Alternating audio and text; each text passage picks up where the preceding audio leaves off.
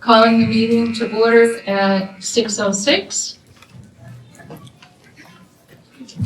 So welcome to the deliberative session. This is the first session and will include an explanation and debate of each of the warrant articles. Every article will be acted upon and moved to the ballot for final consideration. It'll be either in its original form as voted or amended as voted. The second session is to vote by ballot, and that is on Tuesday, March 10th, at Belmont High School in the Canterbury Town Hall, both from 7 a.m. to 7 p.m.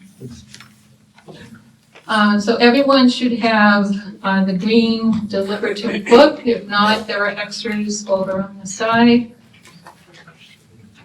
I'm going to recognize a few folks, and seated at the front is Sean Embry, Chair of the School Board, Alice Todd, Vice Chair, Canterbury, Mark Eckberg, Belmont, Jill Smith, Belmont, Caitlin Fenn, Canterbury, Jeffrey Roberts, Belmont, Michelle Lewis, Canterbury.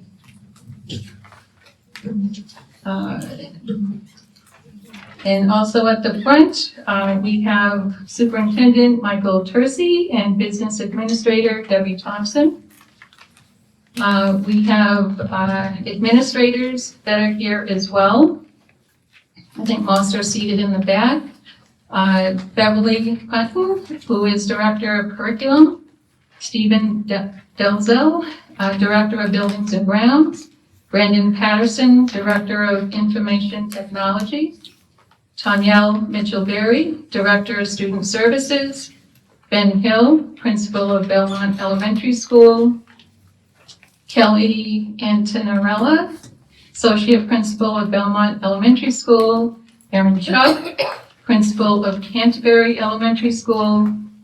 Aaron Pope, Principal of Belmont Middle School. Tim Saunders, Associate Principal of Belmont Middle School. Matthew Finch, Principal of Belmont High School. Vanessa Sandville, Associate Principal of Belmont High School. Payman Bellier, Athletic Director. Andy Tate, Director of Food Services. We also have at the front School District Attorney Jim O'Shaughnessy. We also have a few more folks.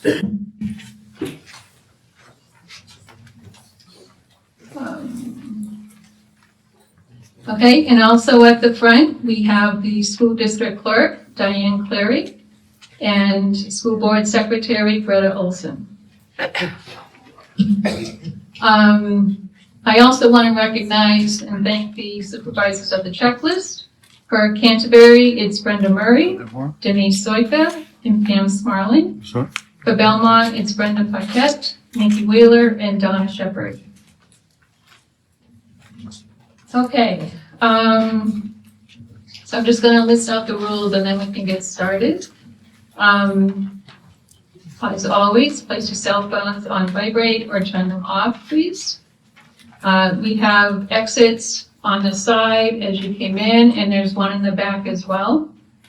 And this year, I know last year we used cards, but we're going to do it by hand. So can I just have those that are not residents and will not be voting, raise your hand. I think most are in the back. Okay, not many, great. Okay, I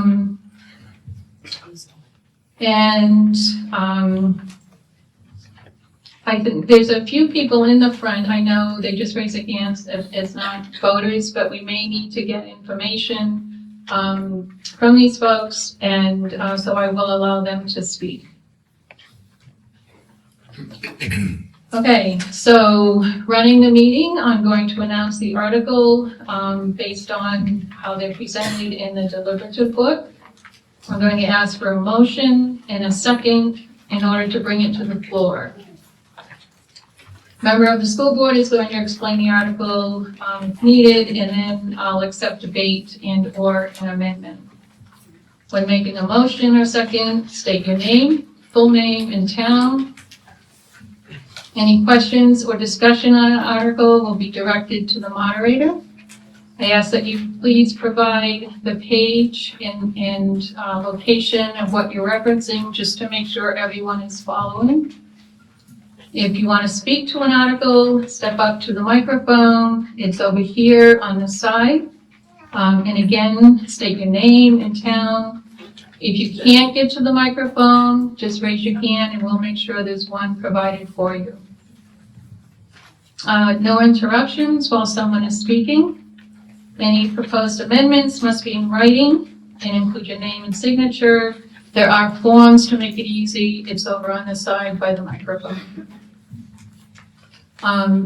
I know there's typically amendments, so only one amendment is going to be allowed on the floor at a time.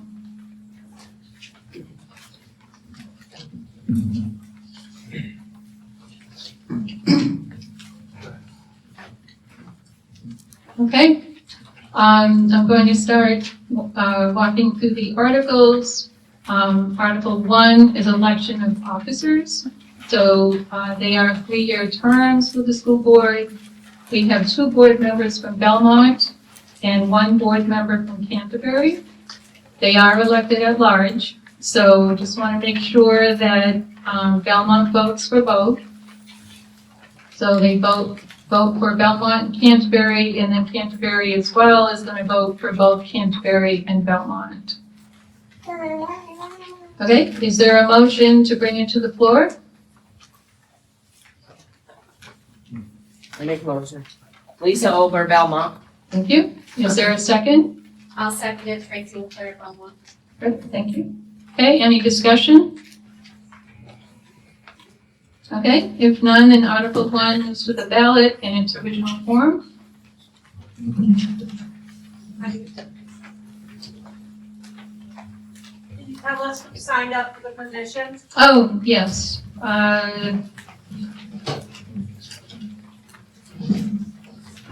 So for Canterbury, it's Alice Todd, and for Belmont, it's Mark Epberg.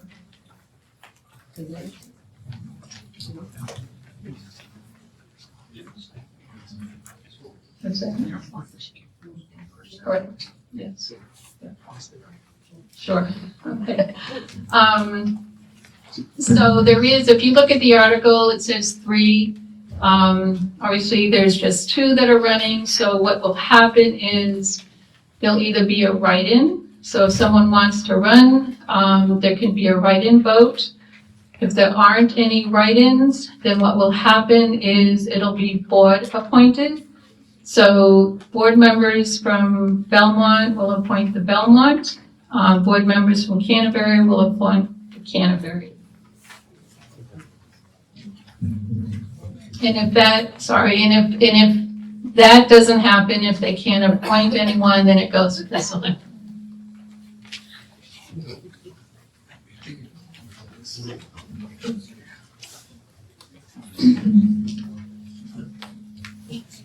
Okay, so Article 2 is the operating budget. I need a motion to bring it to the floor.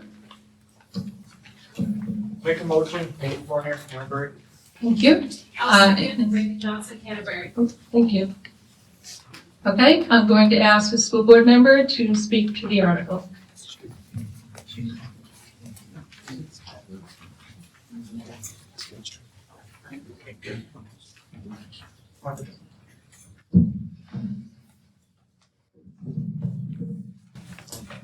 I apologize, I'm going to read this full article. The average cost per pupil for the preceding year is calculated in accordance with RSA 189.75 IA is $22,612.51. ELA proficiency is 60%, math proficiency is 42%, science proficiency is 38%. Shall the Shaker Regional School District raise and appropriate as an operating budget, not including appropriations by special warrant articles and other appropriations voted separately, the amounts set forth on the budget posted with the warrant or as amended by vote of this first session, for the purpose set forth therein, totaling $431,829. Should this article be defeated, the default budget shall be $31,526,134, which is the same as last year with certain adjustments required by previous action of the Shaker Regional School District or by law. Or the governing body may hold one special meeting in accordance with RSA 40, 13, 10, and 16 to take up the issue of revised operating budget only. School board recommends passing this appropriation. So I just want to give a couple highlights of Article 2. First and foremost, I just want to say thank you everybody for coming out. This is actually a great turnout. Also want to thank the administrators, the board members, and the advisory budget committee members for their work on getting to this budget. We had months there where we were meeting weekly, and it was definitely a little bit of a grind. With six advisory budget committee members, as well as attendance at our meetings, both in person and remote, I'm confident in saying that we had the most eyes on this budget that I can ever remember, and I think that's great. As stated in the warrant, the proposed school district budget is $30,431,829, and this is an $834,809 increase over last year. It's a 2.82% increase. The default budget is $1.9 million more than last year, a 6.52% increase. Our proposed budget is a little over $1 million below the default budget. As shown during the budget hearing, 8 of our 9 schools and departments came in below last year's budget. The 9th had a flat budget. They combined to come in under their current budget by over $265,000. A breakdown of the information and all budget information is on our website as well. As those that have followed our budget discussions know, we dealt with 2 major issues during the budget season. One was the health insurance increase of $1.4 million, which is a little over 20%. Secondly, we had a loss of $1.4 million in state adequate education revenue. And if you're interested in learning more about that, there's a good description on page 5 of the book. Including that $1.4 million in health insurance, we had a total of $1.9 in contractual and mandated increases. Collective bargaining is a $379,000 increase. That is the 4th and final year of the teacher contract. We also had almost $80,000 for a transportation contract and a little over $23,000 for vocational education for students that wish to take classes at one of the VOCAD locations. Obviously, that increase, especially that 1.4% in health insurance, kind of explains why that default budget is as high as it is. I would just say in general, I think some of us were uncomfortable with that amount, so we worked pretty hard to kind of come down to a more palatable, budget increase for the community. We asked the communities of Belmont and Canterbury to pass this proposed budget. Happy to answer questions.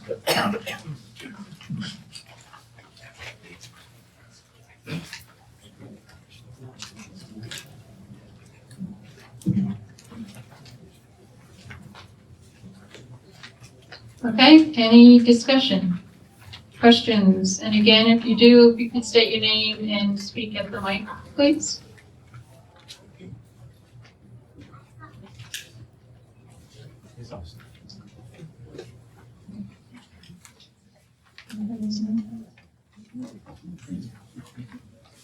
William Clary. The green. Okay, good.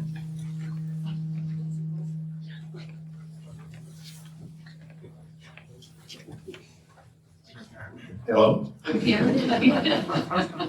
William Clary, Belmont. First of all, I appreciate all the work the school board did and everybody did to get the budget where it is.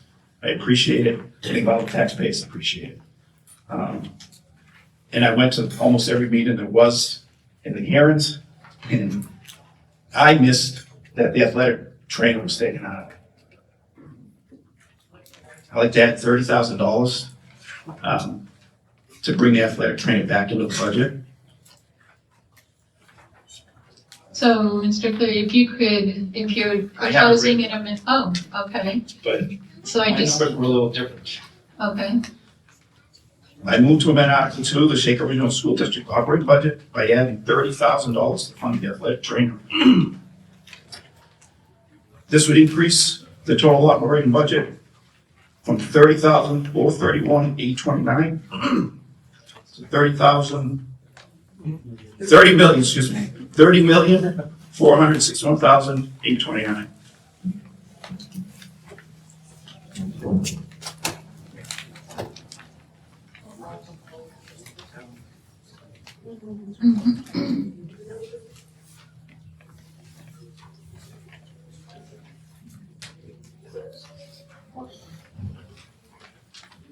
I think we could all talk about how much importance the athletic trainers are. I've been a coach in this district for a long time. It helps us that we have a trainer doing the work for us. I think it takes a lot of liability away from the district. We have a trainer that would allocate and allow the player to come back after injuries. It's just something that we've been having now for the last few years. And as a coach, I'd like to see it back in the budget.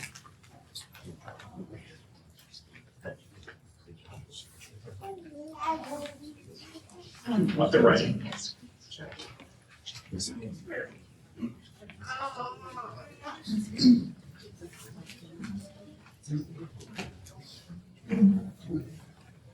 okay, I'm gonna read the amendment again, just to make sure it's clear. So this is Article 2 for the operating budget.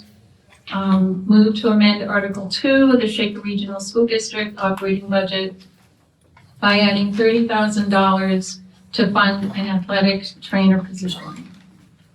And I think we'll need to look at the numbers, but this amendment increases the total proposed operating budget from $30,441,651 to $30,471,651. So Debbie, can you, The proposed budget is $30,431,829, and if we add 30,000, it's $30,461,829. he wrote another number on this, so let me cross that out. $30,431,829. 461, 829. Would be the amended budget. So I'm gonna need you to, yeah.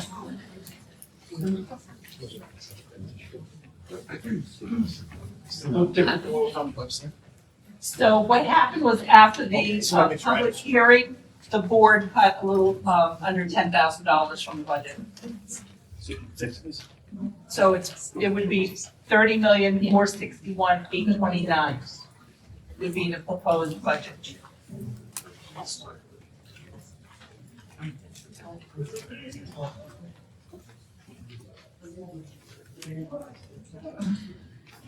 Okay, let me read it again. So the last piece to this is saying the amendment increases the total proposed operating budget from $30,431,829.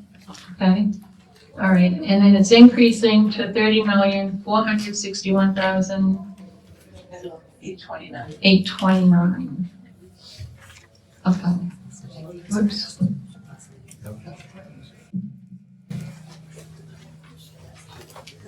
Okay.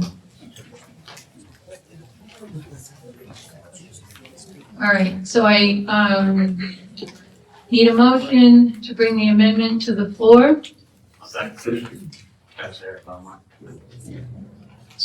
So you're making the motion. You made the motion or second? He's making the amendment. Okay, What's your name again? so I need a second to bring it to the floor. Brianna Arabella. Okay, all right. Do you want to talk to what the impact is, or? It's up to the school board. You want to talk to them? Does anyone want to talk to the amendment as far as the impact to the school, or? Okay, all right. Any discussion from from the floor. Hi, Tracy LeClaire, Belmont.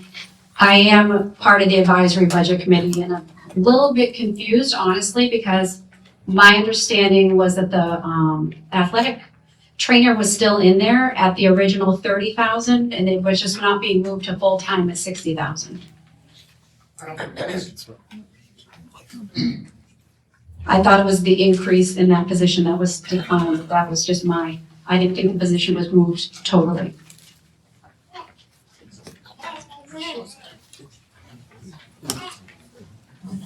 But in your operating budget that we're discussing tonight, there's $15,000 in there for the athletic trainer. During our budget development process, it was recommended to increase that by $30,000, which would be a total of $45,000. And through our budget development process, that $30,000 was removed back to the $15,000. $45,000 represents 3 seasons, $15,000 per season. So this year, we're using an athletic trainer for 15,000 for the whole year?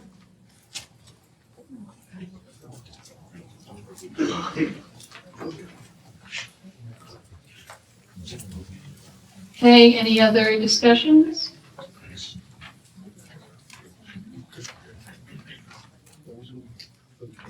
Okay, we're gonna vote on the amendment.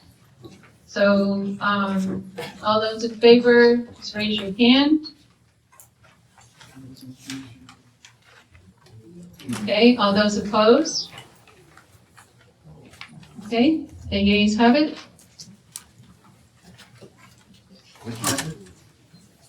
The yeas, sorry.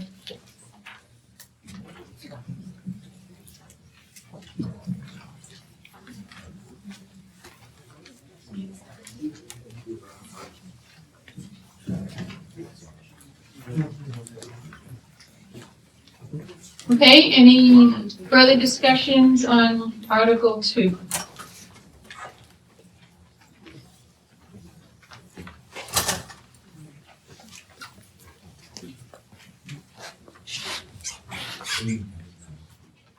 Woody Fogg from Belmont. I guess one of the things I noticed here, the greatest increase seems to be, or a significant increase seems to be in benefits, plan benefits.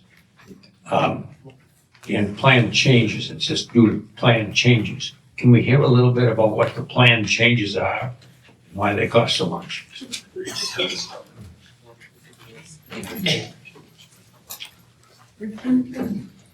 Whenever the book refers to plan changes, it means we had some turnover or somebody had to change the plan. So we may have budgeted a single plan for an employee, and then we hired someone who took a family plan. And those plans would be health and dental that would be impacted. So that's what those plan changes mean.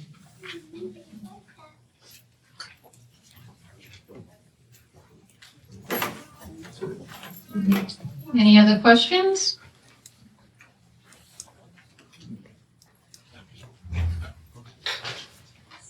Hi, Greg Paninsky, Canterbury. So I'm here to discuss the situation that all the schools are in. I know that the board here worked very hard on this budget, but I do feel that we are now getting compared to every other school system in the state because of this coming of school choice. And I think that it is not the best decision to be cutting the maintenance of our facilities. We're standing in our youngest building, which is almost 25 years old. And then we're going to cut the $133,000 to do the maintenance on these buildings. If we want to be attracting students instead of losing students, we need to have our facilities be in good shape. So with that said, I would like to make an amendment to the budget to add back in the $113,600 for building and improvements, as well as the $23,600 for care and upkeep of grounds. Okay, so I'll need that in writing. The forms are at the table. Am I adding the $30,000 that was already approved? So My that, total number? that is what stands right now. Okay, So that will be added to that, correct?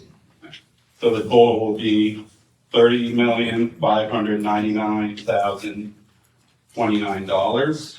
And I'll write that right here.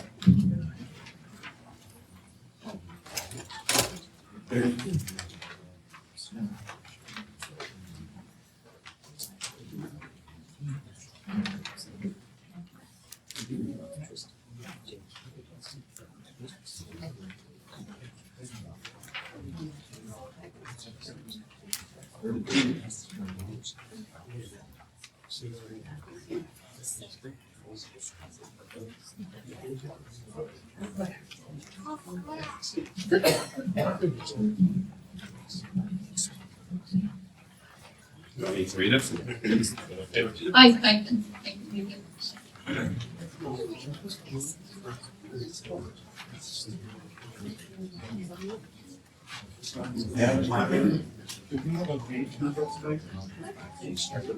Um, 22, 23. The change for the budget is on page 22 and 23. thank you.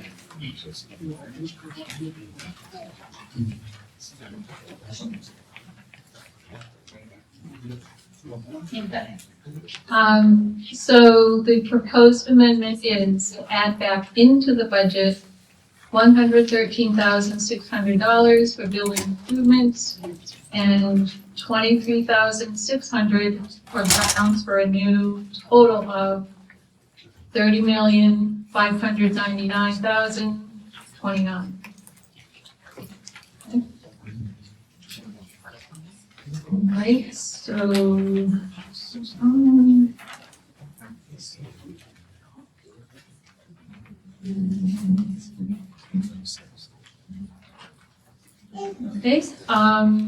okay, so I need a motion to bring it to the floor.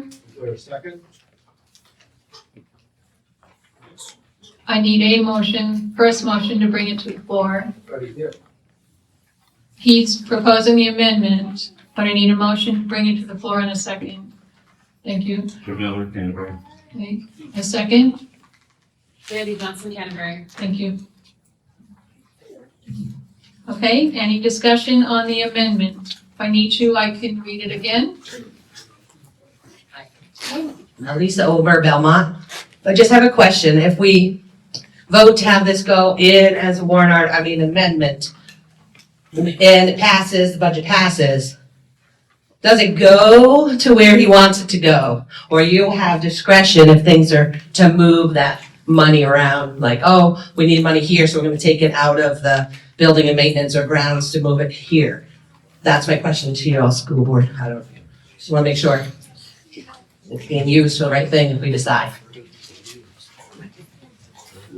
I would say in general, yeah, I mean, it's to the discretion. We do very little as far as transfers go. So I assume that budget line would just be increased. Whether we spend it or not, I don't know, but. Right, I just know with open school, all of that stuff that's happening in our world as educators, I know things might have to move, so that's why I just make sure Yeah. public knows that you still, even though you don't do it, things might come up and it might happen. We hope Yeah, not, but I mean, I can, count on less than a hand. I think like how many times we've done a transfer since Michael's been the superintendent, just something to track. Thank you so much.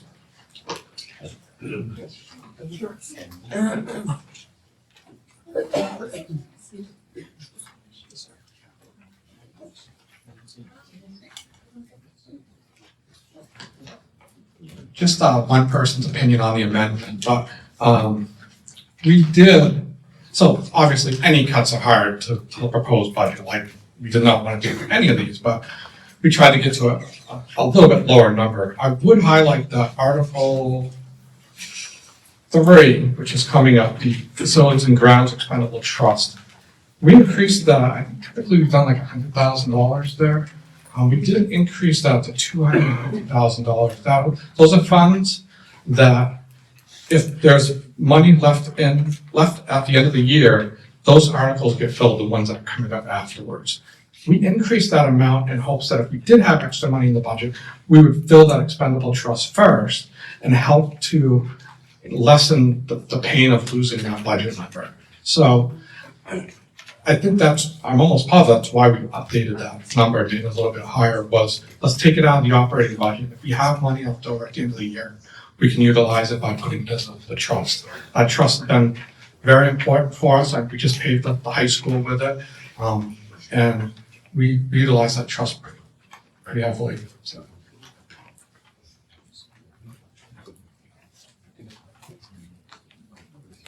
Okay, Travis there, Belmont. Obviously, I'm the one last year brought the petition with the budget committee. We were told that trust the select school board, they're the professionals, but now we're trying to add money back in. I think you guys did a great job with this budget. I thank you guys very much, and I don't think we should amend the budget for this.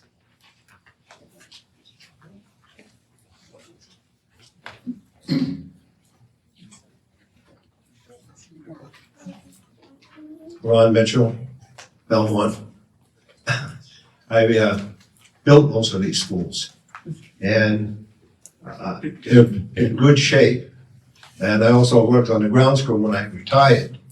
And I don't know on the maintenance, if you're gonna, the reason why you need the extra money is to gonna sub the work out or you're gonna hire people to do the work. But I want to speak against this amendment.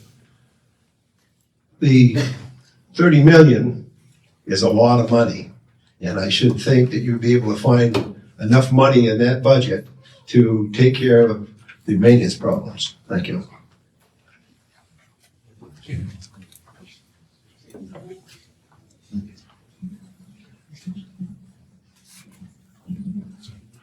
In reporting from Canterbury, one item what he was putting back in with the 23,600 says it was a decrease due to 17,500 based on contracts.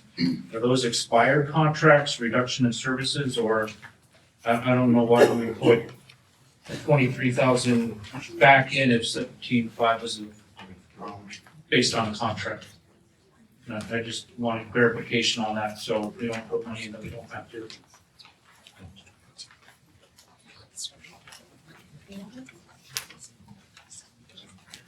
school board, want to speak to that, please?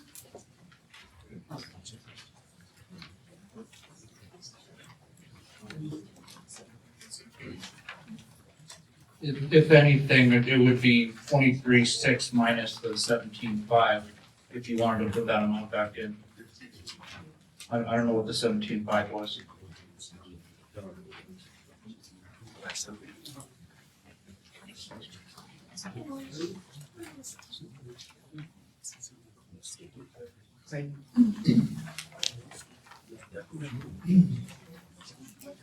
The 17.5 was for some fertilizing that we have contracted out.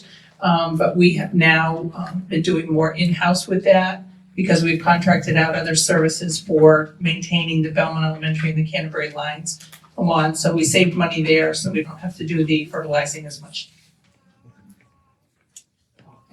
In that, I would not be in favor of adding the 23,600 if 17.5 is now being done in-house, or it has expired. Thank you.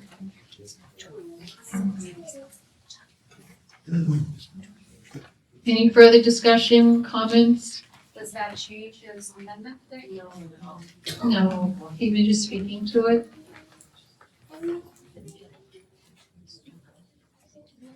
Okay, So Heidi, would I have to write down then to remove the 17,500? so we have to vote on this amendment because it's come before, it's on the floor, so we need to vote on it. You can then amend it, a third amendment if we need to do that, yes. Okay, so I'm going to read it back just to make sure it's clear. So add back into the budget, 113,600 for building improvements and 23,600 for grounds, for a new total of 30,599,029. Okay, so that's what we're voting on. So all those in favor, raise your hand. All those opposed? Okay. Yes.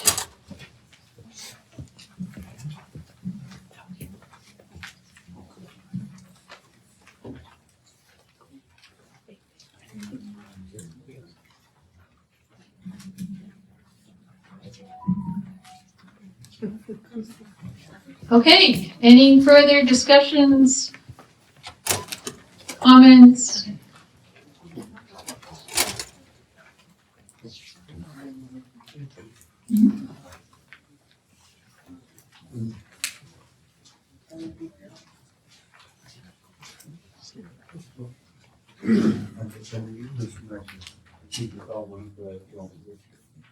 Okay, I'll ask the governing body if they're okay to have you speak.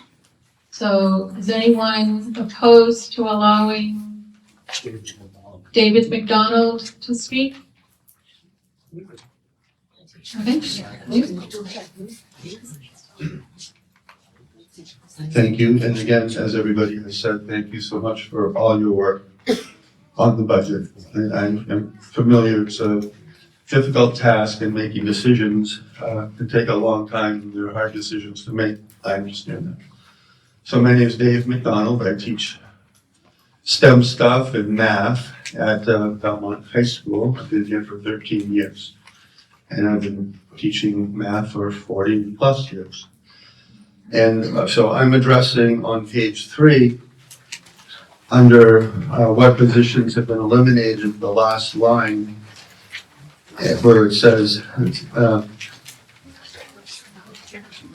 will not, will not fill a high school math teaching position that will be open to a retirement.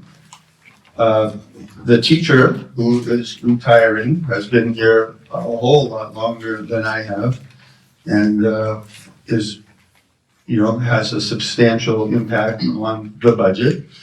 And my concern is if we eliminate a math position, that is going to dilute things and the classes are going to be larger and that the quality of math instruction will go down. Our proficiency is at 42% as a few pages later, which isn't the greatest. And I would hate to see the quality of math instruction decrease because we're forcing more students on fewer teachers. And I would like to also think that we might want to hang on to some of the distinctive electives that we have at Belmont High School that are not prevalent in other high schools, such as aviation and astronomy and other things like that. And so I'm thinking, and I don't have the pen and pencil, and I realize I cannot make motions, and I don't intend to, that we could replace this math position for, so to speak, about half the price and still save half the salary that was being paid for this individual to hire somebody that maybe has 5+ years of experience. So anyway, my concern being expressed is that I think we should not eliminate a math position at Belmont High School.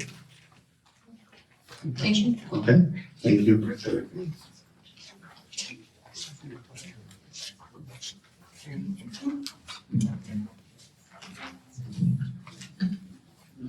Okay, so we have the first amendment, which has been voted on. That is what's going to move to the ballot. Are there any other discussions? Any other amendments? Okay.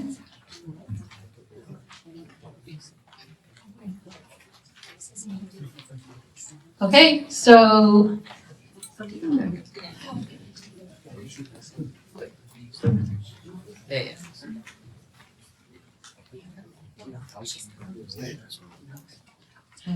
My name is Emily Perlet from Canterbury, and one of the cuts that has been made, there's so many. I know it's a really hard task to balance everything. One of the cuts that's been made that I know will really affect the education given to the students is the position of the staff development teacher. I've been a teacher for a long time, and in my past districts, we had a staff development teacher at every single school. Because having well-informed, well-supported teachers who get the most current information and training is how you have well-informed, well-educated students. It prevents burnout. It promotes teachers staying on, becoming better teachers. Teaching is not a craft you learn in 1 year or 2 years. You only get better the longer you stay, and you only stay if you have support, if you have education, if you have people who can listen to what you're doing and come into your classroom hands-on and help train you. And I think that it's very hard to see the one staff development teacher for the whole entire district being cut. Just over the course of my 3 years at Canterbury Elementary School as a teacher, this person has come into my room dozens of times to give me training on how to support certain students, how to better my math lesson. I've gotten research-based training in reading because this person promoted it and we were able to sign up for it. So I would like to propose an amendment to add back to the budget $61,989 plus benefits to allow the staff development teacher, a staff development teacher, to be still within our district. So I'll need you to fill out the form with your names. There was a pen there.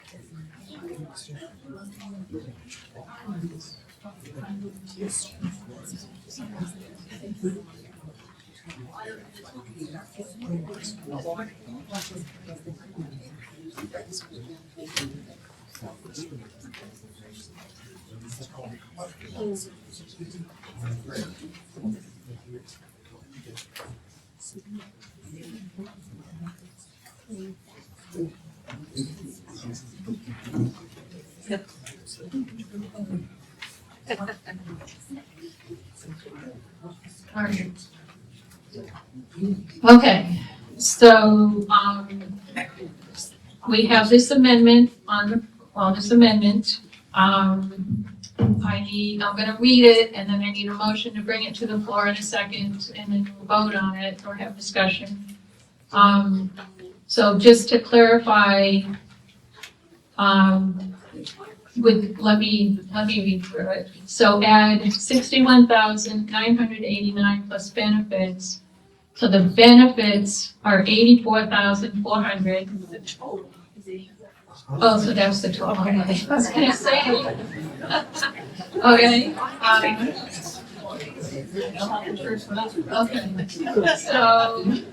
So the plus benefits, then so we're adding in 84,400 to the current proposed budget in order to reinstate the staff development teacher back into our district and budget. So as far as the, where we're at, if this goes through, right now we're at 30,461,829. And that would increase it, that includes the 84,400. So that's going to increase it 30,546,229.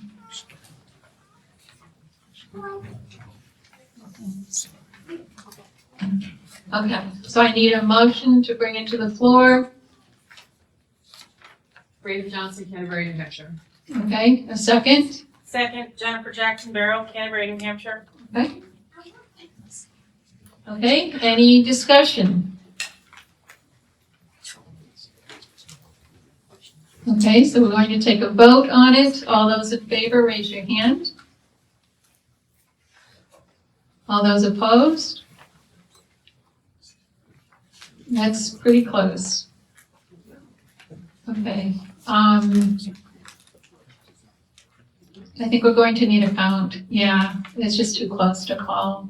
So if I could call up supervisors of the checklist and count.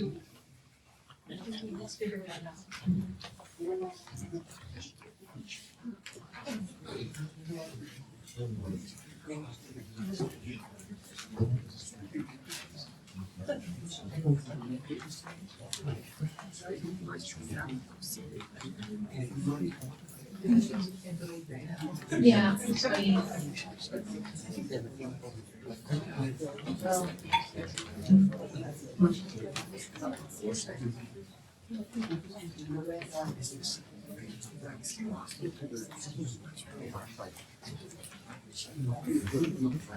Okay, you ready? Yep, okay. All those in favor, raise your hand.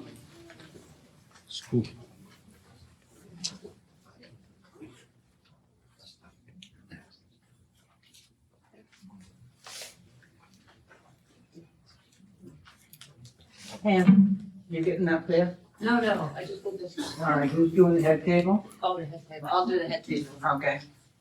Got it.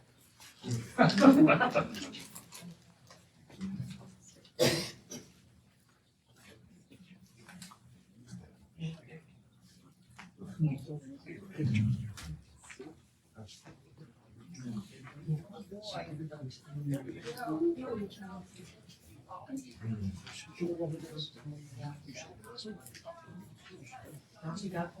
got her.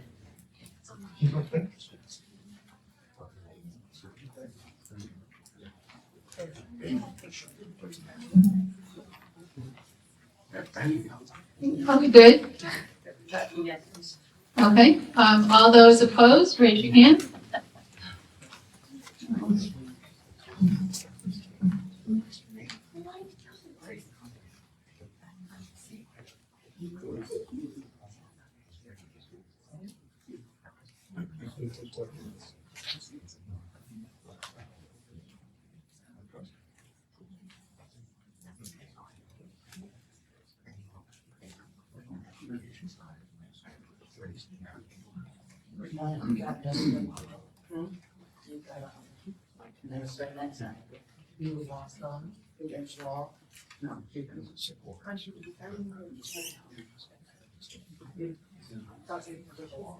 I got the hill table.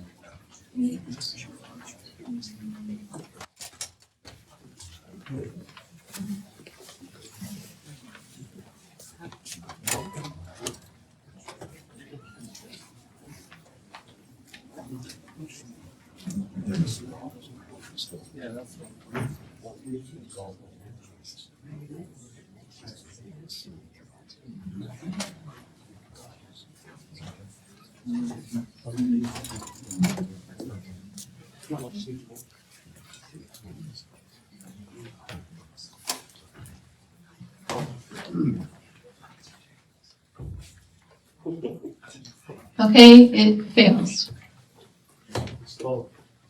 So we had 47 favor, 71 opposed.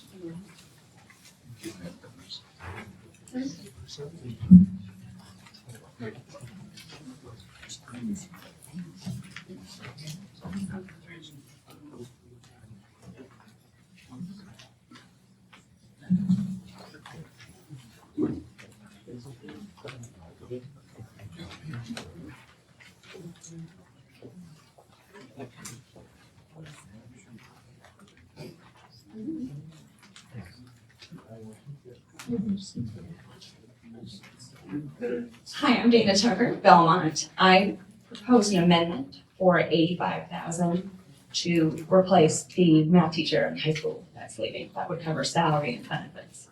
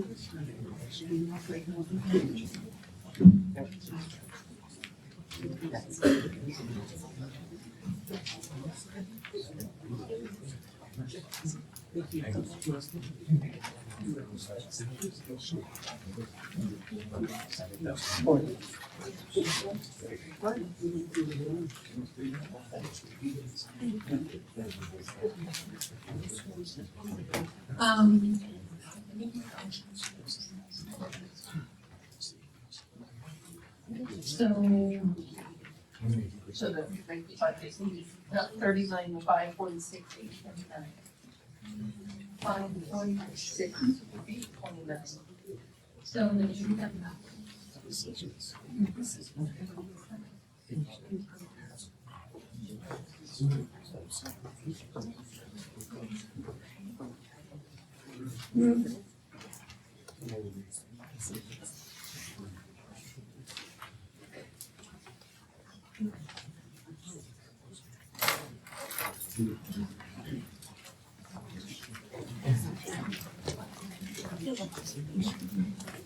okay, okay, so we just have another amendment. Propose $85,000 to replace the high school math teacher. So it does include benefits as well, so that would be the total.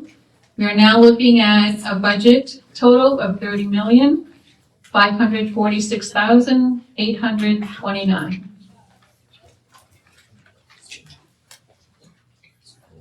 Okay, I need a motion to bring it to the floor. Motion, Andrew Warner, Canterbury. Okay, second, Raven Johnson, Canterbury. okay, any discussion? Yes, please, Polly Kamari from Canterbury. I would speak in favor of this amendment. I work at high school and the losing of a math teacher would be detrimental to the math education of our students at Belmont High School. And I please vote for this amendment. Thank you. Thank you.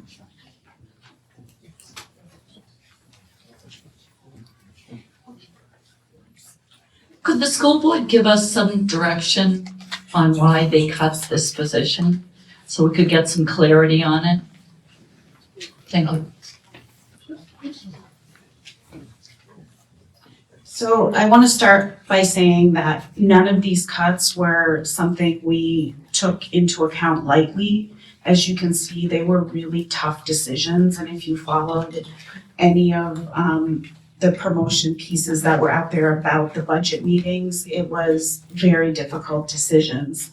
So I will say with the high school position, there are 6 math teachers at the high school.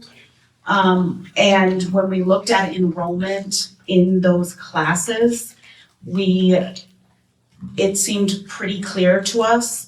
If you're asking if it's detrimental, meaning will the class sizes be larger, the answer is yes. But the class sizes right now are somewhere around, depending on where you're at, 12, 15, 8. And I understand, because my children both went through here, that it really depends on what the students elect. But I'm pretty sure we could defend any position that we cut in this budget. So that's really hard for us. So certainly you are the voters, you get to decide, but just know none of this was entered into lightly.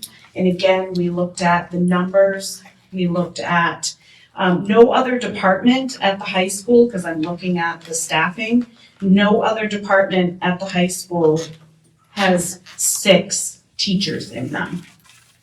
So at some point, as our enrollment is going down and we have more students going to the 2 different tech centers, we have to make difficult decisions. So if you look at some of the other cuts that we were proposing, part of it is we did not feel as a school board that we could afford to have such an increase in the budget, so we went through. So that's why that decision, was voted upon.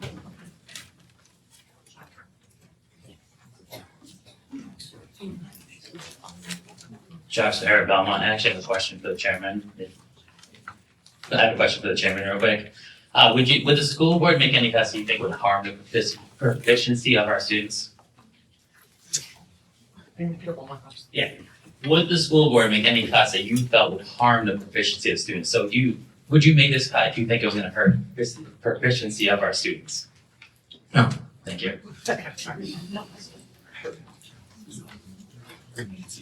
Polly Kamari again. I would just like to clarify that the 6 positions that you are referencing includes one position that is right now teaches technology. He is listed with the math department because he also has a math certification. But that one teacher does not teach any math classes currently except for one math elective. So you're talking about dropping 5 math teachers to 4 math teachers, not 6 to 5.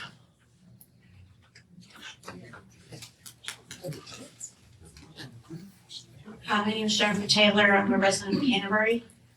Just for clarification, that proficiency number, does that count for all the grades, or is that just like a high school senior proficiency?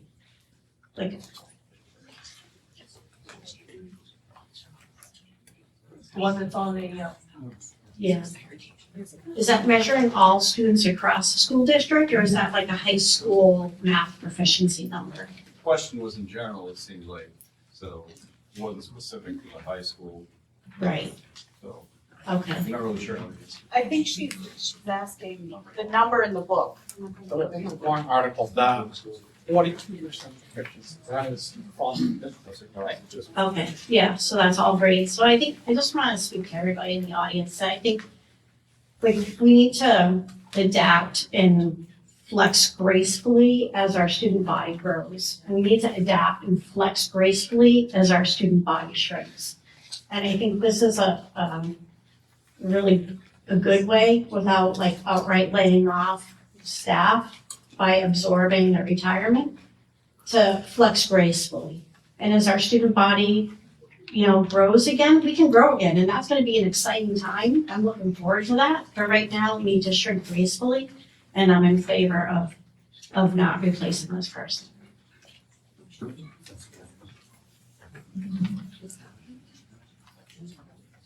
Jim Miller, Canterbury. I'm not sure how to say this, because these numbers are shocking. Obviously, 1 teacher in the high school, 2, 3, 4 teachers in the high school, given the class sizes, are not gonna make an iota of difference on our proficiency numbers. It's not at the high school. Maybe a piece of it is. It's throughout the system. Obviously, the kids start, by the time they get to high school, if they aren't proficient, if they're way behind, chances of them catching up are much reduced. Maybe if we added 5 teachers, maybe that would help. But I guess my question is, because math proficiency also impacts science proficiency, I would assume science is all about numbers.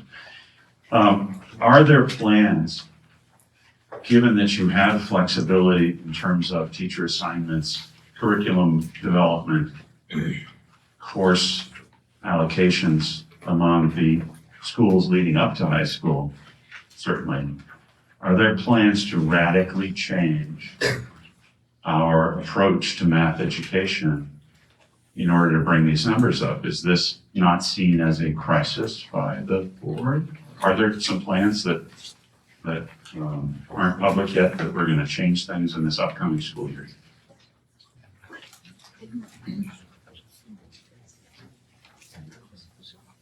To be honest with you, there are no plans next year to see that number, how we're going to do that. I guess what I would say is, one of the frustrations I've had over the years is I want to have a more objective way to know how we're doing as a school district. So we have 100 graduates at the high school, and 100 of them have a plan. They might not all be going to college, they might be going to 2-year, 4-year, they might go in the military, they might have a job straight out of college.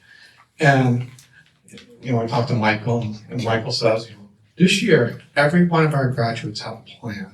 So, in a way, I go, that's great, we're doing a great job for the school district. But then there is a part of me that's analytical that goes, I hate these numbers.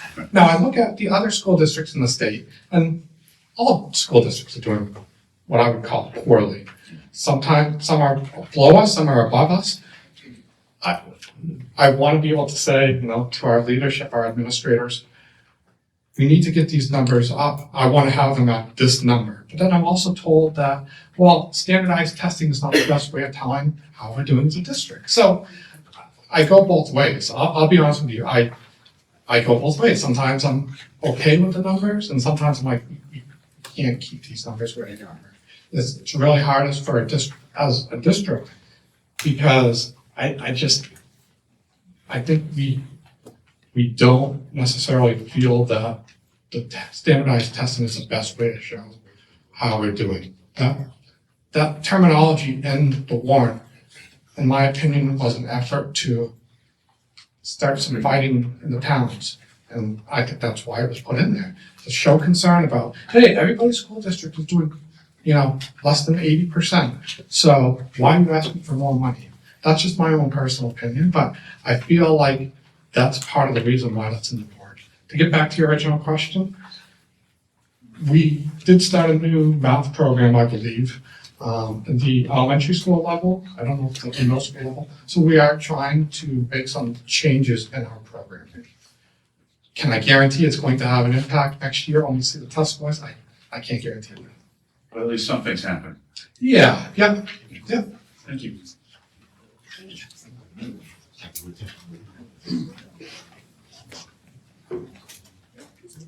Edie to Kansas, Belmont. I would like to just say I really agree with Polly Kamiri about the math classes. The one math teacher teaches, aviation, astronomy, all these electives that we need to offer electives for our students. And we also need to offer math classes for our students. Math is the subject that students find the hardest. And I really don't agree with cutting this position. The other thing I'd like to talk about is the fact that, so at the high school, we're doing right now something called reaccreditation, where we are being accredited by the New England Association of Schools and Colleges. And we've been looking at changes over time. And from 2014, the last time we did this, we had 40 new students in our district in 1 year, in that year, 40. Now it's 40 to 50 per school every year coming into our district, also often leaving our district. The population in the state it's not working the same as it used to. These kids that we have right now in the high school are not necessarily in our middle school or in our elementary schools. Kids are leaving to go to other schools, to move, to be homeschooled, then they come back. Maybe they've learned nothing. Maybe they spent a year or two at home and learned nothing. And they come back to the school here, and we are expected to meet them where they are and to accept any credits that they've earned or anything that they said they learned. But it's not necessarily true. So, the kids that are coming in and out of the district, do we even have an effect on those numbers that are in that booklet? Yes, to some kids, but not to all of them. And teachers and the schools are just having to work with all the kids that are coming here and then leaving and then coming back. And it's just a revolving door, it feels like sometimes. So it's really hard to say, what are we going to do? We need to help the kids that are here in our district now at all the levels. But for us to be able to actually say, oh, we can affect that number by a new program or anything, it's really hard to say something like that right now. If you're looking at just like the data of how education has changed in our district, but in the whole, I'm assuming the whole country, I'm not sure, but New Hampshire at least. Thank you. Hi, Jared Tucker, Belmont. So I just want to say, like, one of the reasons we moved to Belmont with my family is because the school system was so well rated 10 years ago. So I have a fear of public speaking, so it takes a lot for me to get up here. So the big thing I'm noticing is, like, if the teachers and the people that are here are saying they need something, they need that. Like, think of anyone's profession that you've ever been in as your professional. If you go to your boss and say, I really need an extra guy on this thing, I need an extra person, I need these extra resources. Did you say that for a reason that was like out of selfishness, or did you say it because it was actually what you needed and you knew it was gonna suck if you didn't have it? So the teachers are saying there's gonna be a strain on our math and there's gonna be burnout and our numbers are already not great. To me, who am I to say that's not true? Like, I'm a pharmacist. I need 2 more technicians in my pharmacy. And if you go to management, they'll say no, and then you have them all quit, and the pharmacy falls apart, and there's a big turnover, and turns into a. Yes, thank you. Yes. So, like, my thing is, if teachers come up and say we need a support teacher for our region, and a math teacher comes up and says we need another math teacher, we need to consider that very strongly. So these aren't like little decisions. These are things that are going to affect their lives, our kids' lives, everyone's lives. So that's just a general statement. But really put yourself in their shoes, or think of yourself in your professions, and whenever you ask for more, was it so you could be lazy, or was it because you needed it? That's all I was. Thank you.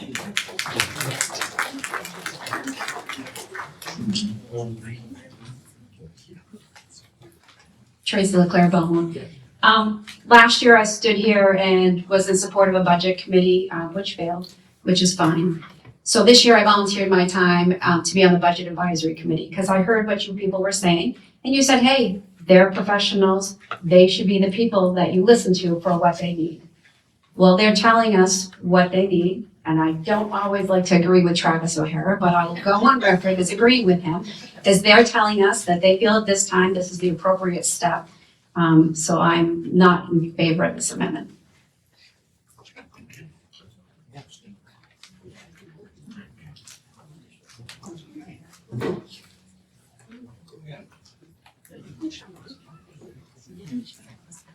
I think to just help like balance we want as many electives as we can have. We won't want the perfect scenario. I mean, the balance that we do have members in our community on a fixed income, and we have to, in order to grow and shrink gracefully, sometimes we may have to focus more on those core components and less on the electives until financial times get better. In which case, everybody will rally and be like, yeah, but this might not be the year to overextend ourselves, because some of these changes, especially with healthcare, we're gonna be right back here again next year with a similar discussion. So this might be the right move to reduce costs for the members of our community that are on fixed incomes and can't really stretch much more.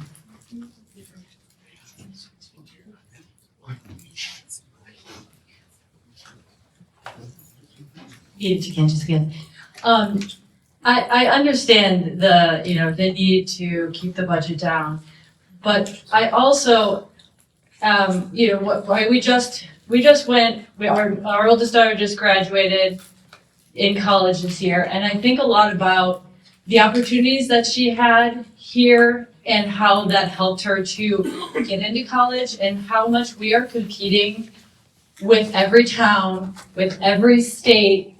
And if she hadn't had the opportunities that she had here at Belmont High School to take the classes, the upper level classes, the AP classes, she would not have gotten into the college that she wanted to go to. And now we have a freshman here who's already in Algebra 2 as a freshman and loves math and is going to want to go all the way through AP Calculus.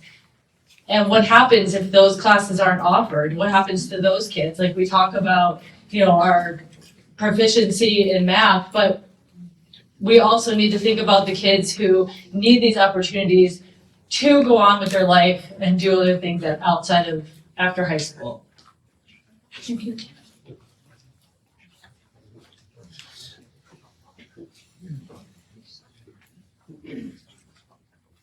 Woody Fogg from Belmont, and I don't want to beat a dead horse, but number one, I think our school board and our budget committee have done a good job. They've looked hard at the budget. They understand the purpose of a budget. You can't always have what you want. You can't always even have what you need. Sometimes you just have to cut. And I think they've done what they had to do. The tax increase would be a whole lot more this year if they hadn't done their job. We elected them because we trusted them to do it, and I think they've done it. One question I have, it's been bothering me for years, and I hope somebody can answer it. What effect, let me back up a step. I know a considerable driver of the increase in cost is the health insurance. And there's nothing we personally can do about it. There's nothing our school board can do about it. It just is something they have to deal with. And unionized staffing and collective bargaining agreements, those are negotiated, hard negotiations. But once you've negotiated them and accepted them, we're basically stuck with them. The other cost driver that I wonder about is the cost of federal and state mandates. You will teach this, you will provide this. What effect do those have proportionally on our budget? Can somebody answer that question?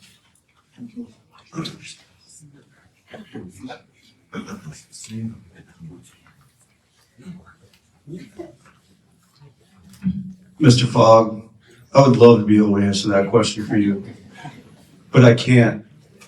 I can't because when we have mandates, whether they come from the federal government and or our state level, there's tends to be very few fiscal analysis that's done when those mandates are put on our school districts. And there's never a set dollar figure that's provided to our school district as what that mandate will cost us. We have bills that come through our state that we end up having to put additional resources into our school system, whether those are consumables, whether those are personnel, whether those support staff. Those costs that might be associated with that are hard to tie to a specific bill. So I'd love to be able to answer your question, but anytime we have an unfunded mandate, it's picked up by the taxpayer. As for this total dollar amount, I would love to be able to give that to you because it would probably blow all of us away. It's a lot of money.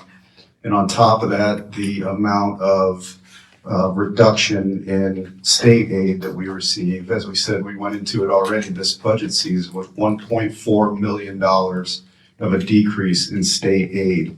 So when you lose that much revenue and then you have $1.4 million in health insurance increase, so you're battling a significant increase in expenditures with a significant decrease in your revenues.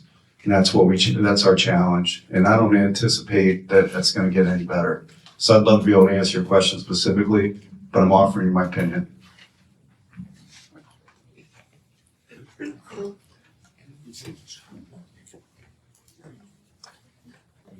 Maybe, can I call the question?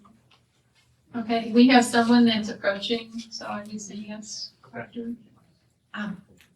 And I really appreciate all the work. I just want to remind everybody, we don't have to make cuts. We are choosing to make cuts or choosing to use our money in ways that will benefit our society and our community. So just remember, cuts don't have to be made in these ways. It's a choice. And that's what we're here to make. So if you choose to have really well-supported schools and well-supported students, you do not have to make cuts.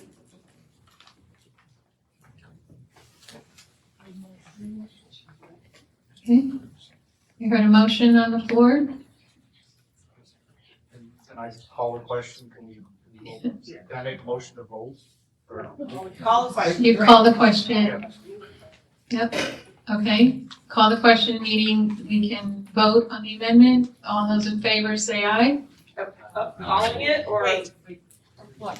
Wait a minute. The amendment. So this is for the amendment. Correct.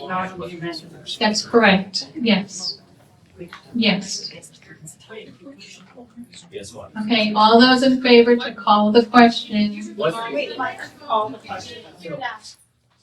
So we're calling the question, meaning we can take a vote on it with no further discussion. So I need a motion. I need a second, and then we can, vote on it. Second, Amanda LeBlanc. Okay. Okay, so again, just to make sure we're clear, this is the Fourth Amendment. It's stating I propose $85,000 to replace the high school math teacher. We're looking at a budget of $30,546,829. Okay, so all those in favor, raise your hand. We're voting on calling the question. Can we get clarity on that vote? There was a motion and a second to call the question. So Oh. the question, or voting on the amendment? Yeah, okay, all right, sorry. Okay, so let's vote to call the question. All those in favor say aye. Aye. All those opposed? Okay. All right, so now we are voting on the amendment, again, as I just read. So all those in favor, I'm gonna do hand vote, all those in favor, raise your hand. Please read it, please. Read it again. Okay, I propose $85,000 to replace the high school math teacher. That is going to bring the budget to $30,546,829.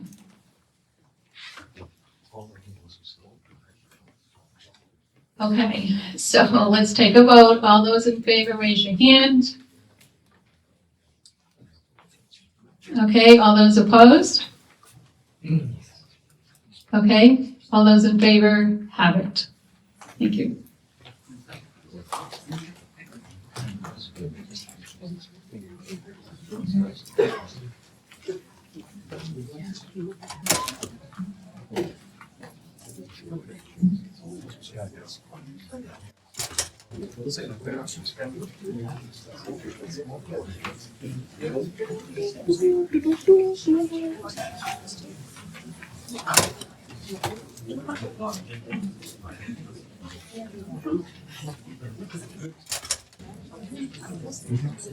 Okay, any further questions, discussion? Call the question. Okay. I need a second. Second, Paul. Okay, all those in favor, say aye. Aye. All those opposed? Okay. All right, so, Article 2 passes based on the amendment that we just passed. And that is going to ballot. So that's what you'll be voting on come March 10th, if I got the date right, for the ballot session. Can I make a motion? Sure. In the point of Canterbury, I'd like to make a motion to restrict reconsideration of Article 2, the operating budget. I'll second that. Okay. Also, fine, clear. We didn't vote on Article 2 yet. We just read the call the question. We have to vote on Article 2 now. This is the ballot. No, we did. Call the question. No, we called the question. Not the motion, we called the question. We're all done. And then you voted to break this down. Well, we voted for the amendment, right? Okay. Not what she, okay. I'll make the motion.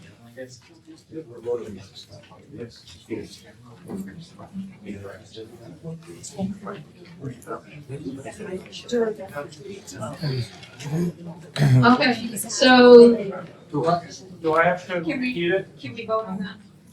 so we have a motion, to restrict reconsideration, Michael Leclerc, Belmont, second. okay? Okay, all those in favor say aye. Aye. All those opposed? Okay.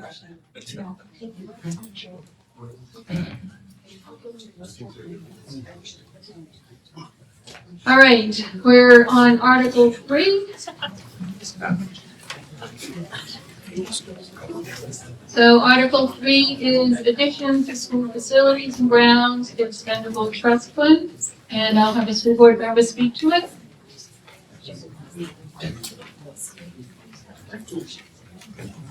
Article 3, addition to the school faculties and grounds expendable trust fund. Shall the school district vote to raise and appropriate the sum of $250,000 to add to the school faculties grounds and expendable trust fund, which was established March 21st, 1997, the annual district meeting. This sum is to come from June 30th, 2026, unassigned fund balance available to transfer on July. No amount to be raised from taxation. We increased it this year because we have a big HVAC problem in our district, and we're trying to offset some of those funds by doing some HVAC systems every year. So that's why we increased our expendable trust fund by $100,000. Because I know 5 or 6 years ago, we said we were going to decrease it after the paving, but HVAC reared its ugly head. And it's anywhere between $11 and $12 million with the estimates we've gotten. So that's a thing we'd rather tackle every year than try to get a bond or anything like that. So, and we also have some fire alarm systems that have to be updated this year. So, any questions?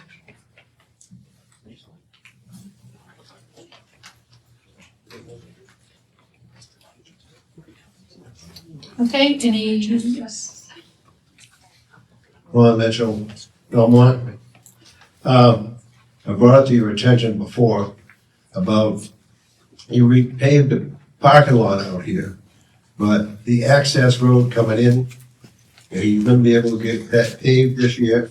Because the town of Belmont spent a lot of money running the sidewalk all the way up, put a crosswalk in, and it's a dirt road going up to the school, and it should be paved so that somebody in the electric wheelchair or wheelchair can make it up through there without any problems. We hadn't planned on that, but we can talk about it in the Building and Grounds Committee, and we can get an answer to you. Yeah, well, as I thought. It wasn't on the plan. You were because we had other before. big expenses we're focused on. Well, I know, but it's something that's been hanging out there for years that the kids have to travel through there and it's tough plowing. I just think the town spent a lot of money putting that sidewalk up here, plowing it all the time, and you're not taking care of your section. So. Yeah, we'll definitely talk about it. Thank you.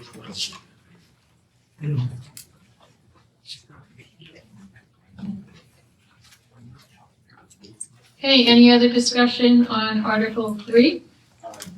I'll go ahead and move the article. All right. Okay. Okay. So we're gonna take a vote on it. So Article 3, all those in favor say aye. Aye. All those opposed? Okay. Article 3 passes.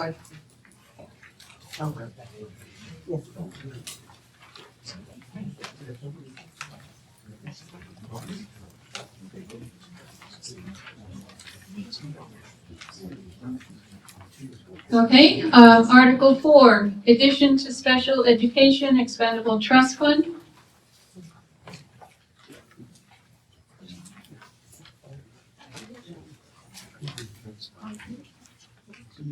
Oh, excellent. I don't have to read it to you. I was just told. So, the board is proposing to add funds to the Special Education Expendable Trust so that we have enough money available in the event that we have unanticipated special education placement. So what that means, and some people have talked tonight about people moving in between towns and things like that. So what's called an out-of-district placement for a child who is identified as having special education needs can range actually, there's a big range, but roughly $100,000 to $300,000 for one child. And sometimes we can't budget for that because we don't know. We budget for what we know. So there was a period of time we didn't ask for any dollars to be added to the expendable trust if there was money left at the end of the year. But given the funding climate at the state and at the federal level, we asked for $25,000 last year be added, and this year, if there's money left over, we were asking for $50,000 because of the cost of those placements. Any questions?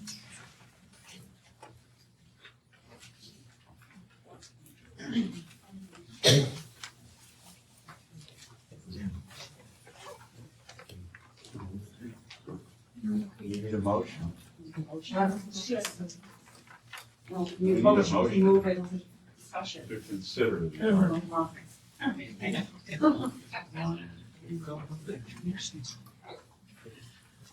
Okay, need a motion for Article 4 to bring it to the floor.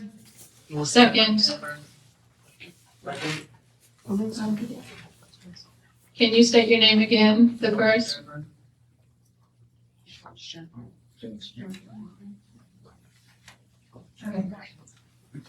Okay.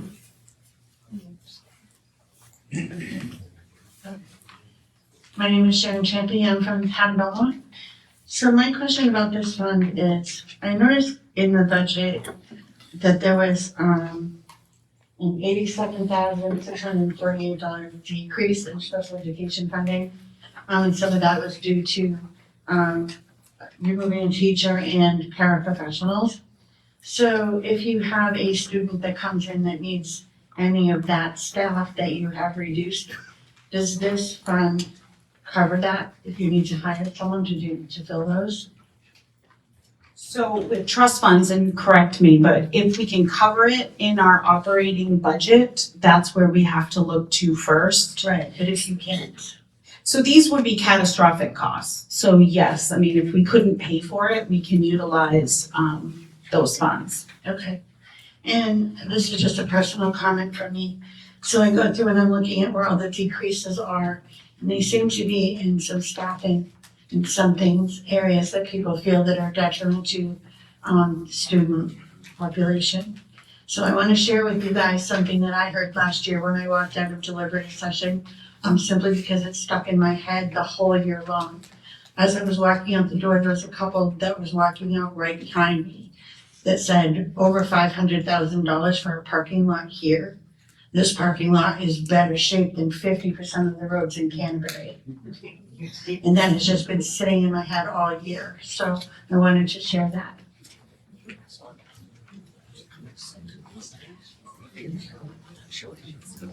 Okay, any further discussion, questions? Okay, I'm gonna take a vote on Article 4, addition to special education expendable trust funds. All those in favor, raise your hand. All those opposed? Okay, favors have it, thank you.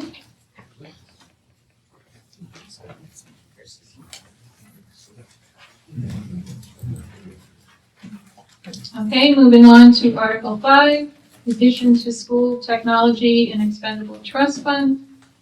I'll have a school board member talk to that.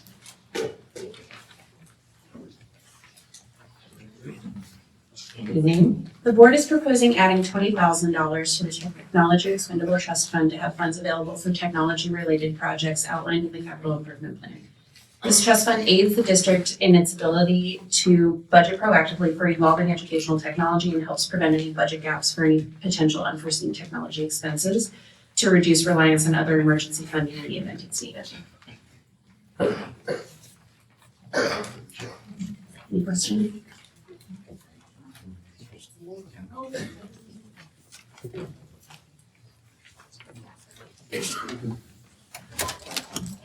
Okay, I'm gonna make a motion to bring it to the floor. All those in favor? Oh, I already did that, sorry.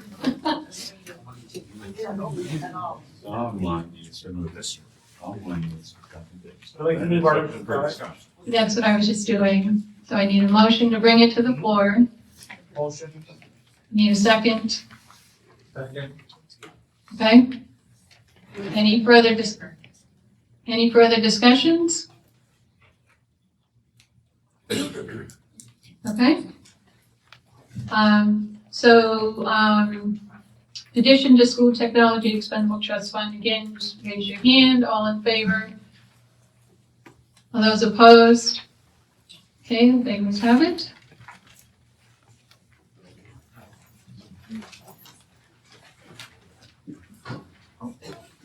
Okay, moving on to Article 6, addition to food service equipment expendable trust fund. So I need a motion to bring it to the floor. I make a motion, Sharon, you have to, come on. Need a second? Second, Amanda LeBlanc. Okay. The board is proposing adding $10,000 to the food service equipment expendable trust. Trust was established in 2024 after we had some kitchen equipment become inoperable mid-year. So this account will help us for future costs with budgeting, as well as if something were to become inoperable mid-year.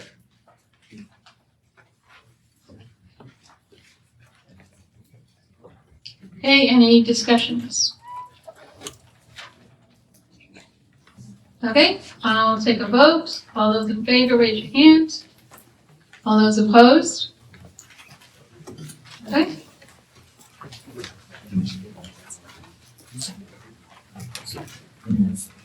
Okay, this is the end of the meeting, end of the articles. Any other comments? One more quick one, and it's a positive one. I just wanted to share or let people know, a long time ago, some folks with vision started a campaign to save the Gale School. And it's been saved. They're working on it now. The work they're doing is beautiful. It's gonna be done soon. And I saw the ad in the paper from Lakes Region Child and Family Services. They're advertising for positions for teachers for the child daycare center. And so it's gonna happen. And I just wanna thank Superintendent Tercey, his office and staff, and the school board, because when we needed them, they trusted us, they supported us, they helped us make it happen. And I'm just really, really grateful to them and to everybody that's worked so hard to make it come to fruition. We got something really looks good in town. It was a gateway. And it's gonna serve a real good, a real supportive public. So, thank you. Thank you.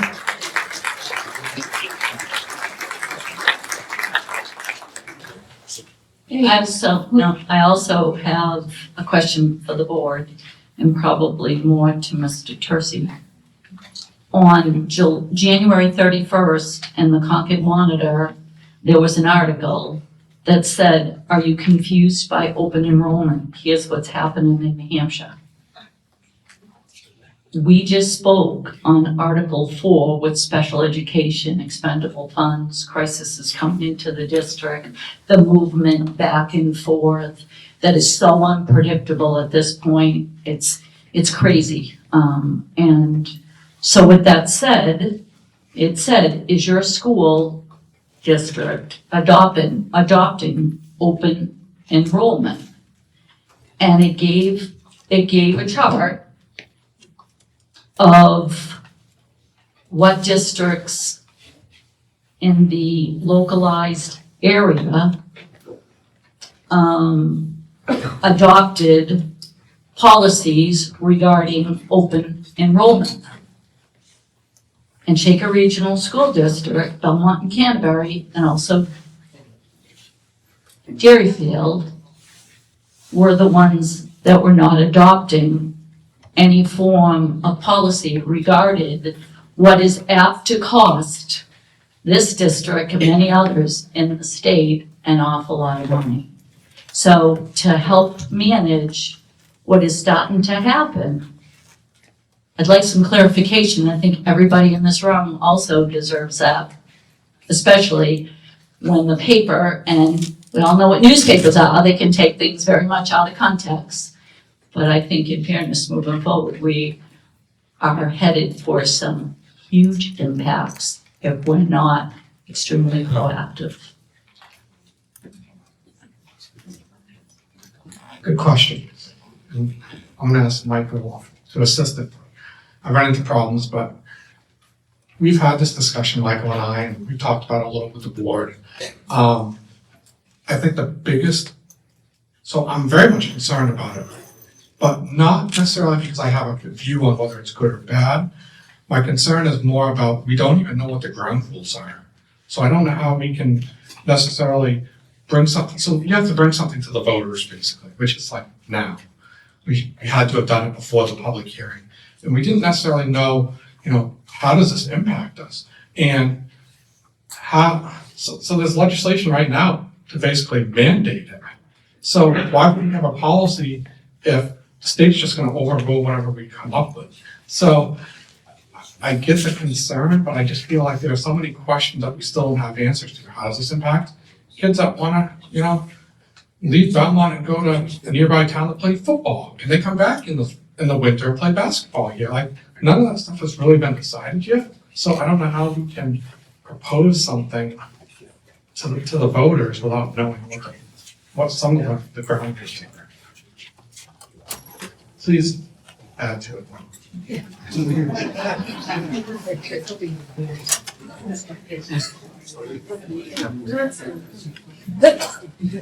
I don't have much to add to that, John. You hit it on the head. So we talked about this at the school, with the school board, around potentially putting together a warrant article, bringing that to the voters to create our school district as an open enrollment school district, as others are doing. You also see on that chart, Donna, that there are multiple districts that noted that they are undecided, which is the same thing as they're not bringing something forward.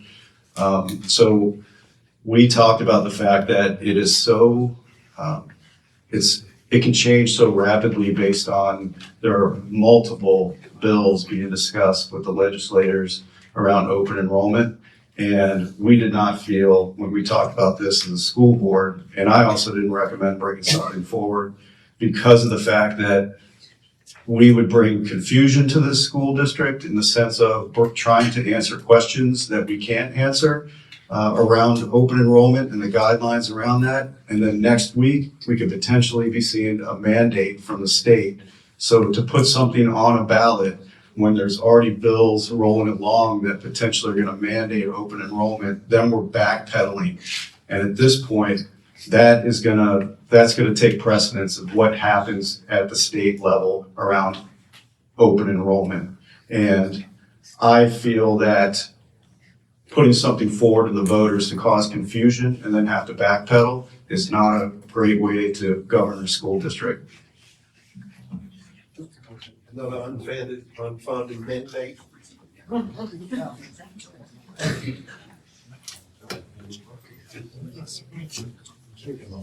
Sharon Hampton, Belmont. I thank you all for coming tonight because it's a lot to come out and hear this one way or another, whether you like it or not. I think I would like to call the meeting to adjourn. I think you've done a great job tonight. Thank you all for coming. That's my motion to adjourn. Deliberate here, we really don't need a motion to adjourn, but we can do that. So I'll take a motion to adjourn. Oh, she did. Okay, all those in favor? Okay, all those opposed?